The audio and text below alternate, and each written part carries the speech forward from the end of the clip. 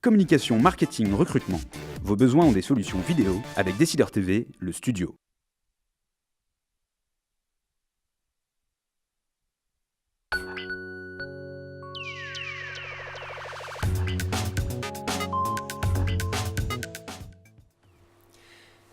Bienvenue à tous pour ce nouvel épisode des Décideurs de la gestion. Nous avons le plaisir aujourd'hui de recevoir en compagnie du Bertassin Christian Ginollac. Bonjour Christian. Bonjour. Heureux de vous retrouver pour cette nouvelle saison 2014.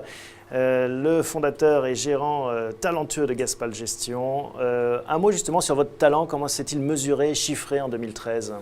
Alors, faut rester modeste, les performances ont été très bonnes. Mais il faut dire que les marchés ont été très bons. 18% sur le CAC, hein, c'est ça ? Oui, 18. Alors nous, on a notre fonds opportunité a fait 24,5. Donc c'est un peu mieux, mais c'est également son rôle, puisque c'est un fonds qui cible les opérations financières, Silopea et autres. Or, c'est un mouvement de marché qui a connu une certaine recrudescence. Et puis il faut dire qu'on a su rééquilibrer un peu nos portefeuilles vers les sociétés cycliques, sociétés financières. On a bénéficié aussi pour les fonds de taux d'intérêt de la baisse de la rémunération des obligations, des nouvelles émissions, etc. Ce qui fait que globalement, on a fait une belle année. On a augmenté nos encours d'un peu plus de 20%, je crois. Au cours des émissions des Décideurs de la gestion, vous avez beaucoup insisté sur les banques, qui est votre péché mignon, et votre origine peut-être, et sur l'automobile. C'est ça qui a fait votre perf. Alors ça, les banques plus que l'automobile, parce que les banques représentent entre 20 et 25% de nos fonds, c'est le premier secteur, et c'est certainement celui qui nous semble encore détenir une certaine valeur, parce qu'on voit très bien que les résultats qui sortent sont solides, et un élément qui est très confortant, c'est qu'on voit que toutes les banques augmentent leur distribution, et nous on aime bien les dividendes aussi. On a d'ailleurs un fonds qui est spécialisé dans les sociétés qui augmentent leurs dividendes. Juste avant de passer à la suite, qu'est-ce qui vous a déçu ? Je dis pas les flops, mais qu'est-ce qui vous a déçu ? Alors, ce qui nous a déçus, comme tout le monde, on a été déçus par les marchés émergents. On avait eu la chance d'en posséder très peu dans notre fonds diversifié, et on est sorti complètement parce qu'on pense que le retour vers cette classe d'actifs va prendre un certain temps. On a été déçus aussi peut-être de la performance de certaines valeurs cycliques, style Arcelor par exemple. On aurait pu penser que mais c'est peut-être, on le verra, une de nos valeurs favorites pour 2014. Alors voilà, on va parler de 2014. Comment ça se présente ce début d'année ? Le CAC est revenu à zéro, à l'équilibre, après 6 semaines. Comment ça se passe pour vous ? Ça fait 2 ans que les bourses montent. Hein. La bourse de New York est au plus haut des plus hauts, le CAC non. Encore qu'il faudrait corriger des effets des dividendes, mais bon, on a eu un début d'année où la volatilité a augmenté, en partie, je pense, à cause des effets des pays émergents, en partie à cause des incertitudes sur la politique monétaire aux États-Unis, et puis aussi parce qu'on ne peut pas empêcher des investisseurs de vouloir prendre un peu de bénéfices après avoir gagné tellement d'argent l'année dernière, notamment. Alors, première séquence de cette émission, vous en avez l'habitude maintenant, impression macro.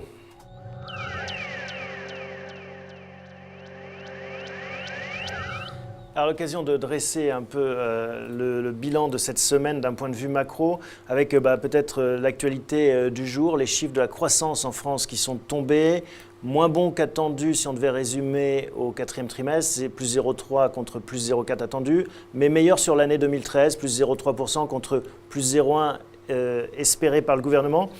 Comment est-ce que vous analysez ces chiffres, Christian ? Vous savez, entre 0,3 et 0,4 ou 0,2, je ne sais pas faire la différence. Hein. Les Américains sont des grands spécialistes de revoir leurs chiffres, etc. Ce que je crois, c'est que la France est dans la situation où sa croissance, elle a réussi à maintenir une activité relativement bonne ces dernières années, malgré la crise, au prix, faut-il bien le dire, de l'augmentation du chômage.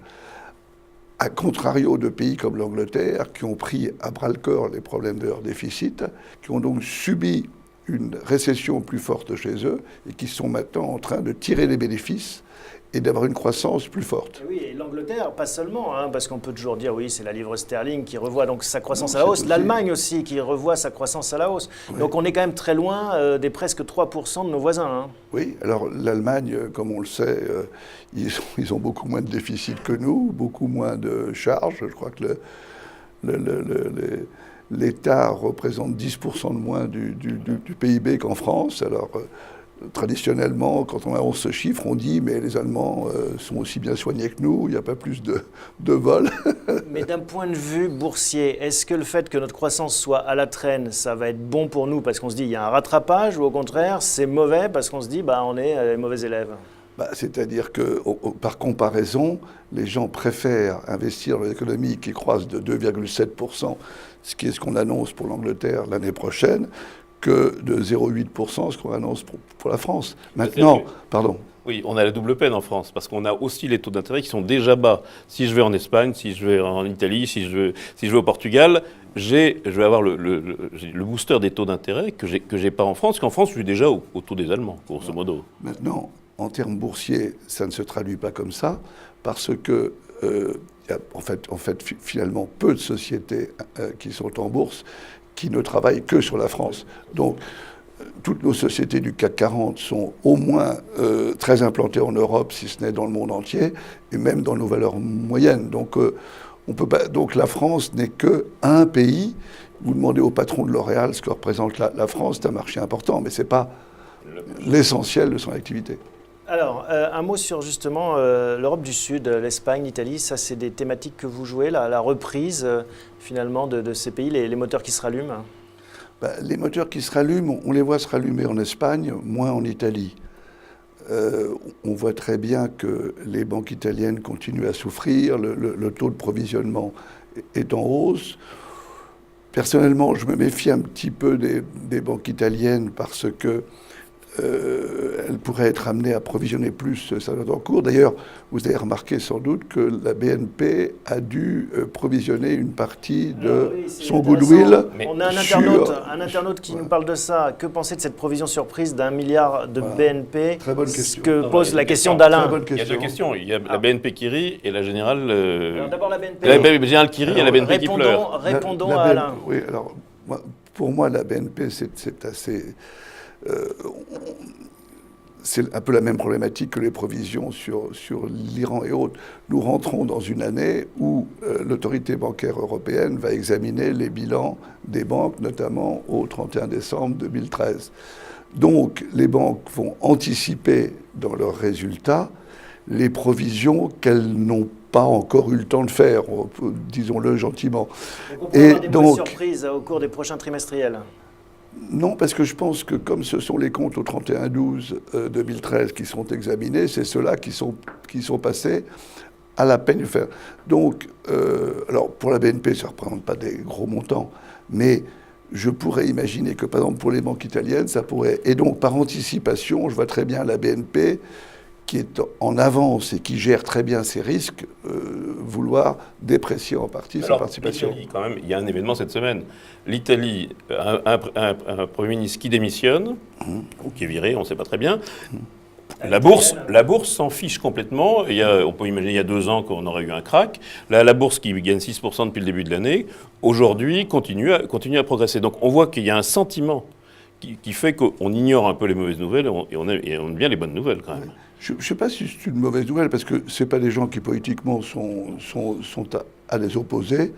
Et puis, moi, je vous envie de comprendre quelque chose à la politique italienne. Moi, j'ai abandonné depuis très longtemps. Autre actualité macro cette semaine, Janet Yellen qui faisait ses premiers pas publics. Bon, pas de surprise là. Si. Moi, je trouve qu'il y a une énorme surprise. Janet Yellen se fixe définitivement sur le chômage, efface complètement le débat budgétaire américain et a confirmé qu'elle se fichait complètement du crack des émergents et des devises. C'est l'égoïsme américain est reproclamé d'une manière extrêmement brillante, moi je trouve. Vous partagez cette analyse? Je pense que la Fed ne s'est jamais préoccupée d'autre chose que de l'économie américaine. Ça a fait l'objet d'une tribune qui a eu un très grand succès de notre ami Hubert, et je suis tout à fait d'accord avec lui. Par contre, au niveau de Yellen, je trouve que elle met quand même beaucoup ses pas dans ceux de son prédécesseur. Mais voilà, c'est sa première conférence de presse. Laissons-la prendre son essor. Elle confirme moins d'injections, elle confirme que l'argent sera gratuit pendant extrêmement longtemps. Donc elle confirme. Par contre, je ne suis pas sûr que, comme le président de la Banque centrale en Angleterre, on sent quand même que les présidents de la Banque centrale ne veulent pas trop s'enfermer simplement dans une politique liée à un chiffre de chômage. Je pense qu'ils voudront essayer parce que tout le monde dit que les chiffres de chômage, c'est des chiffres qui sont biaisés, il y a quelque chose d'important quand même dans tout ça, c'est qu'on ne peut pas interpréter les statistiques économiques américaines ni en janvier, ni sans doute en février, et peut-être pas en mars, du fait de la vague de froid qui décale tout, qui fait des stockages, restockages, embauches décalées. Absolument. Bon, on va passer tout de suite à notre rubrique consacrée à la réalité micro.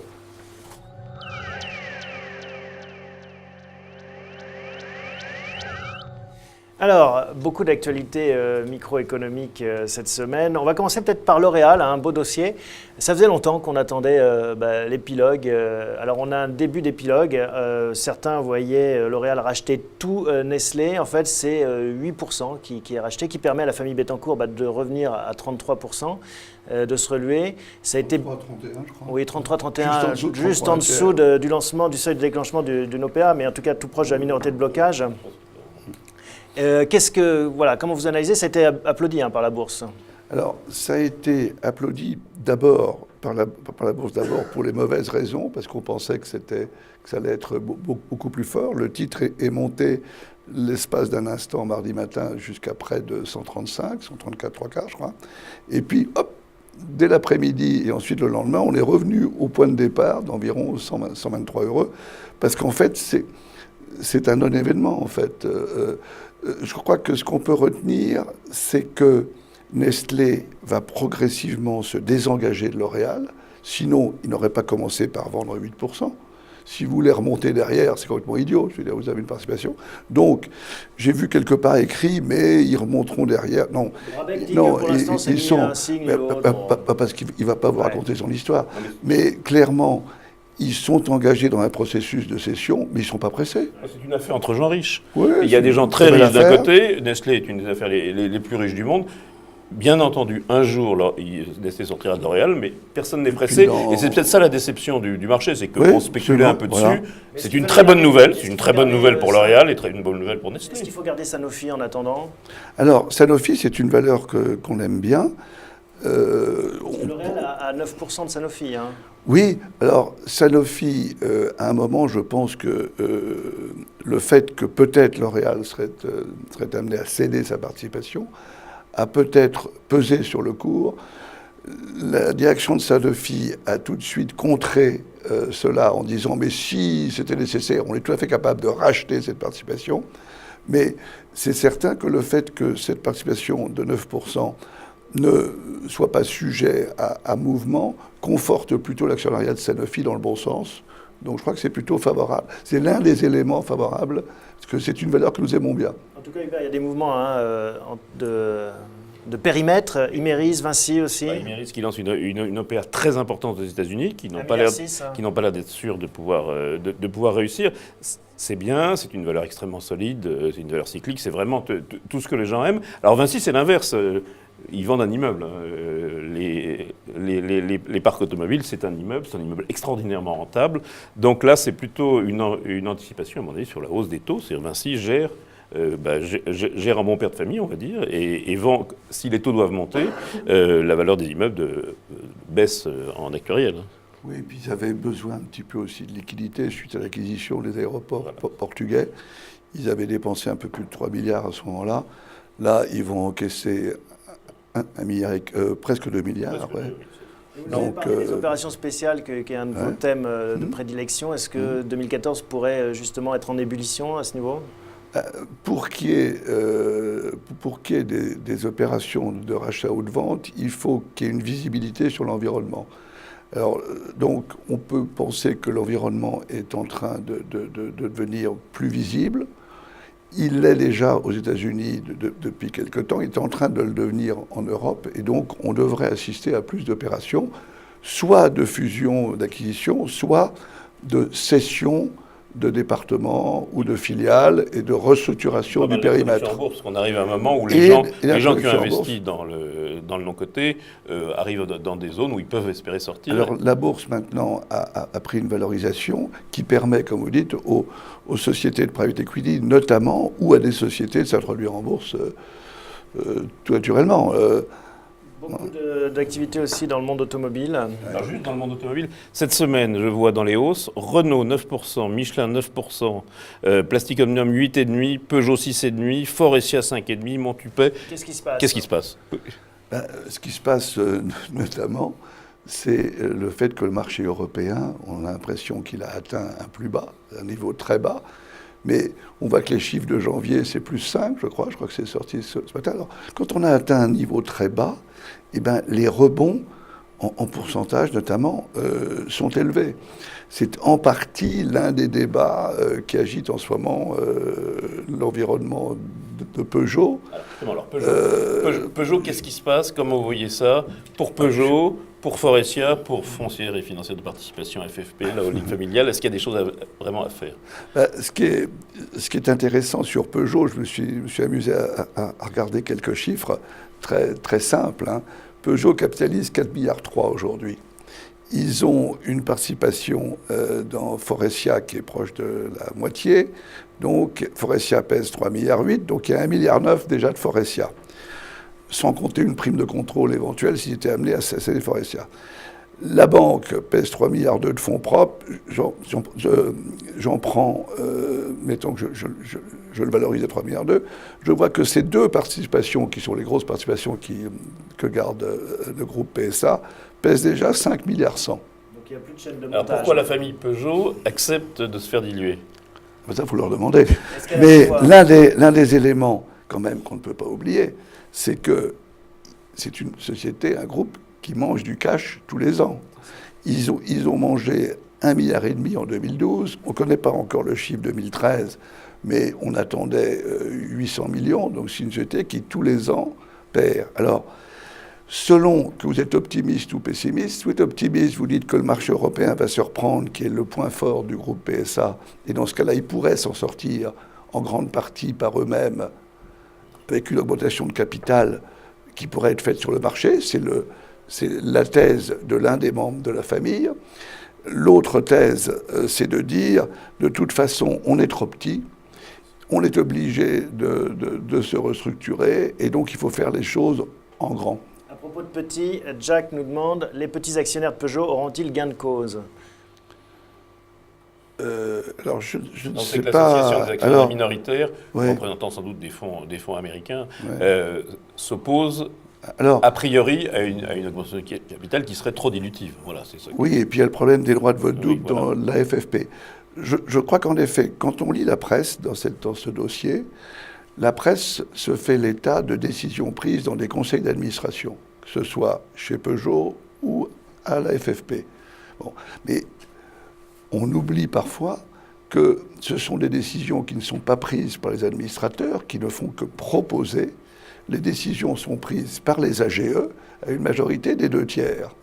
Mais d'où la question sur les minoritaires. D'où les questions sur les minoritaires, d'où les questions sur comment sont organisées les familles propriétaires. Et c'est ça qui, in fine, donnera la décision. On n'achète pas Peugeot, Faurecia, FFP? Alors, moi j'ai du Faurecia, j'ai du Michelin, j'ai eu du Peugeot, mais je n'en ai plus parce que je ne sais plus où ça va. Enfin, je veux dire, c'est très difficile de savoir où on va. Même si, fondamentalement, la valeur, comme on le décrivait, est très peu chère, mais c'est vrai qu'elle est devenue très spéculative.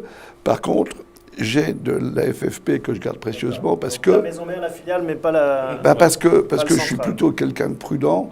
Et dans la FFP, j'ai du Peugeot, donc j'ai un call sur Peugeot si ça va mieux. Mais j'ai aussi d'autres belles valeurs comme Zodiac, comme Seb, etc. Vous avez la grand-mère et la petite-fille, mais la fille, vous l'avez délaissée. Plusieurs résultats cette C'est une semaine. grande partie de la famille quand même. Plusieurs résultats cette semaine. On a parlé des bancaires. Il y a eu la publicité aussi avec Publicis, notamment EDF, Hermès, GFI Informatique. Qu'est-ce qui a marqué votre Je crois que ce qui marque, intérêt moi, ce qui m'a frappé, c'est que les résultats hors effet de change sont très bons. Ils sont bons, sauf certaines sociétés qui ont souffert particulièrement, comme Rémy Cointreau, etc. Mais globalement, donc l'effet devise a marqué les résultats des grandes sociétés de entre 4, 7, peut-être 8%. Et alors moi, ce que je suis frappé, c'est de me dire, au fond, ça veut dire que ces sociétés, qui sont très sophistiquées, n'ont pas couvert le change. Ça veut dire que, ou pas assez, ça veut dire qu'elles n'ont pas anticipé cette crise sur l'échange. Alors je ne sais pas s'il y a beaucoup de gens qui l'ont anticipé, mais je pense que des grands groupes qui sont très habitués à travailler, par exemple avec le Japon, ont été moins surpris par la baisse du yen. Je pense à des gens comme Dior ou comme des grandes sociétés du luxe. Je peux citer aussi nos amis de chez Hermès, sans vouloir vexer personne. Oui, mais donc il y a un effet change. Vous-même, il y a un an, Oui. on vous aurait dit, ou même il y a 6 mois, on vous aurait dit le dollar va plutôt monter contre l'euro, vous auriez dit sans doute oui. Le problème, je ne crois pas que le problème soit le dollar par rapport à l'euro, c'est plus les monnaies émergentes. les monnaies émergentes, c'est plus la Turquie émergente, plus le yen qui a beaucoup baissé. On a un effet devise émergente, on a un effet Chine aussi. Hein. Rémy Oui, Cointreau, vous le il y a rappelez. Publicis aussi a noté des décalages, voire des annulations, et a souffert de la Chine au 4e trimestre. L'effet Chine, il pourrait s'amplifier? Alors, l'effet Chine, je crois qu'il y a 2 ordres. Il y a d'abord la lutte contre la corruption qui a entraîné une baisse des cadeaux exceptionnels. Et ça a beaucoup a été très négatif pour des gens comme Rémy Cointreau, qui vendaient vraiment du premium dans le cognac, Louis XIII. L'autre aspect, c'est la croissance. Est-ce que la Chine va continuer à investir dans des grands projets d'infrastructures, etc., au prix d'un endettement des collectivités et de banques qui sont un petit peu à bout de leur capacité de prêter? Un repositionnement plus peut-être vers la consommation interne, c'est un mouvement qui peut se traduire dans un premier temps par une baisse des taux de croissance. Alors, ça ne va pas être la croissance européenne, mais il ne faut pas oublier que la Chine avait un taux de croissance il y a 3 ans de plus de 10%, on était à 11-12 je crois. On est revenu à 7. Hein. Et quand on revient à 7 ou à 6, 6,5, les plus pessimistes vont vous dire 6. Surtout, ça coûte de plus en plus cher. C'est-à-dire que le point de croissance vaut des investissements de plus en plus chers. Et à un moment, on va faire des villes fantômes. C'est ça le grand risque. Hein. Exactement. Ça, c'était l'Espagne. C'était l'Espagne. Alors, ils sont nombreux, hein, donc ils peuvent remplir leur ville. Mais quand même. Les Espagnols aussi. On va passer à la 3e partie qui concerne la stratégie et la gestion de Gaspal Gestion.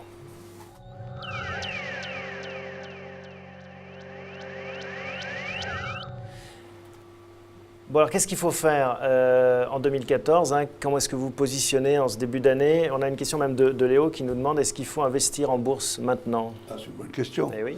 C'est une bonne question. Alors, c'est une question à laquelle je réponds toujours. Il n'y a pas de réponse en valeur absolue, ça dépend de la situation de chaque individu, de ce qu'il a déjà, etc. Si on a 15 ans devant soi ou si on a 6 mois. Voilà, c'est l'une des questions. Ça dépend aussi de son âge, enfin, son patrimoine, etc. De son patrimoine, etc. Bon. Donc il n'y a pas de réponse. Mais si on se positionne, on a décidé d'avoir une poche sur les actions, est-ce qu'il faut le faire maintenant ou est-ce qu'il faut attendre dans 3 mois? Si on a un horizon de moyen terme, ça n'a pas d'impact. Finalement, moyen terme, c'est quoi, 5 ans? Oui, c'est que vous ayez acheté du L'Oréal à 123 ou à 127, je peux vous assurer que dans 5 ans, ça n'aura aucune importance. Mais dans une semaine, vous seriez plus content d'avoir acheté à 123 qu'à 135. Si on se met sur l'année 2014, est-ce qu'il faut rentrer maintenant ou dans 3 mois? Revenons à 14. Écoutez, on est quasiment revenu au point de départ hein, sur l'année 14. Moi, je crois que ce qui va être difficile dans la gestion des bourses, c'est qu'on est de plus en plus dans un marché de flux. les banques centrales entretiennent une illusion sur les niveaux des taux d'intérêt. La Fed, bien qu'elle ait baissé un petit peu ses interventions, rachète l'essentiel des nouvelles émissions du Trésor des États-Unis. Bon. Les taux d'intérêt sont artificiels. Dans ce monde qui est artificiel, les taux longs, les taux courts ont toujours été contrôlés par les banques centrales. Les taux longs sont artificiels. À partir de là, beaucoup de valorisations sont artificielles. Alors, elles peuvent être plus ou moins impactées par cet effet. Il y a un impact qui, à mon avis, est direct, c'est sur l'immobilier. Donc c'est un secteur que nous avons tendance plutôt à éviter en ce moment, parce que nous craignons le moment où l'énorme afflux de liquidités qui se déverse, notamment de la Fed, va s'arrêter. Alors les actions. Alors, les actions, il y a des actions qui sont investies dans l'immobilier. Et oui, les Européennes ont fait un bon parcours depuis le début de l'année, plus 5%. Ouais. Alors, il doit y avoir de l'Allemagne. Il doit y avoir de l'Allemagne et du Royaume-Uni. Prenons notre bénéfice. Voilà. En tout cas, nous ne sommes plus investis. C'est quoi votre thématique oui. Alors, notre thématique sur l'année, il y a, comme on l'avait dit, ce qu'on a déjà évoqué, c'est-à-dire toutes les restructurations, les fusions-acquisitions, les opérations financières, etc. Deuxièmement, les valeurs cycliques, parce que clairement, on est sur une phase de reprise, même si elle est molle en Europe. On a eu l'automobile, on va vers plus de cycles, voilà. Les cimentières, Arcelor, dont Paris, etc. Et troisièmement, je reste très investi sur les banques, parce que je crois que c'est un secteur où il y a... on est dans une parfaite recovery. Il ne faut pas oublier que les banques, quelque part, suivent les économies. Donc on va être... Plutôt l'Europe du Sud, plutôt alors je pense que c'est trop tôt pour s'intéresser à l'Europe du Sud, parce que les incertitudes sur l'examen de passage en cours sont beaucoup plus grandes, à mon avis, sur l'Europe du Sud que sur l'Europe du Nord. Ça dit, si je joue de Crédit Agricole ou de la BNP, comme on l'a vu, je fais de l'Italie aussi. Oui, mais ce qu'on voit aussi, c'est que certaines banques espagnoles qui avaient beaucoup monté en début d'année subissent en ce moment certaines prises de bénéfices. Elles ont souvent l'Amérique du Sud aussi. Alors, il y a le facteur Amérique du Sud, plus ou moins. Ce que j'aime beaucoup aussi, c'est le fait qu'elles sont capables d'augmenter leur distribution de dividendes, ce qui est toujours sympathique pour un actionnaire, surtout pour un actionnaire de long terme. Et ben voilà ce qu'on pouvait dire sur la stratégie de Gaspal. On va passer tout de suite à notre rubrique recommandations. Quels sont vos conseils cette semaine ?